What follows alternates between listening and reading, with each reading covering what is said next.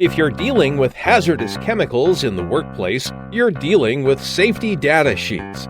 Workers need to access them at a moment's notice. Hello, I'm Dan Clark of the Safety Brief, tackling health and safety hazards in today's demanding industrial and construction work sites, a service of Creative Safety Supply. Oh, here's a deal for you. Toss a few things in the shopping cart at creativesafetysupply.com and get yourself 10% off. Just use coupon code BIG10. OSHA has a long 4-year phase-in to align with GHS, the Globally Harmonized System. We're now past the June 1, 2015 deadline for chemical makers and importers to make the transition to safety data sheets. Employees should already be trained in their use, but it's good to review.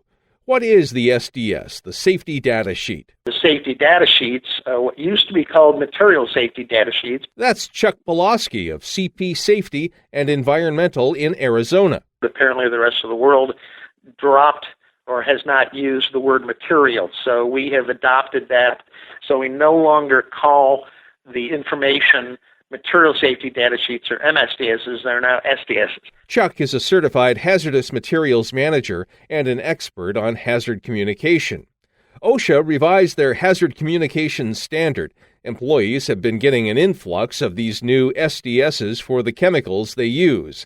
A safety data sheet contains detailed info about a chemical's health effects, safe practices for using it, and much more. The new SDS format has 16 specific sections, so it's very detailed.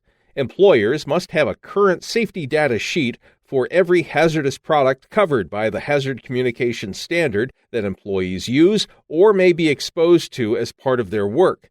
Safety data sheets must always be available. This is important. I'll repeat it. They must always be available to workers in their work areas. They can be in a binder or on a computer, but employees must be able to get to the info immediately, especially in an emergency. If on a computer, you must have a backup system in place in case of a power loss or a computer crash.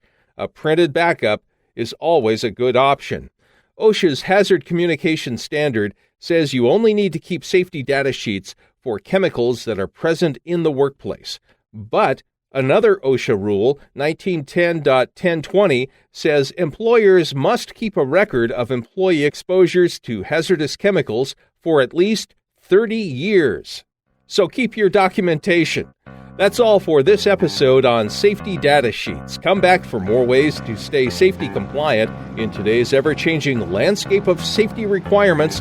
I'm Dan Clark of the Safety Brief, a service of Creative Safety Supply. Save 10% off your entire order at creativesafetysupply.com with coupon code BIG10.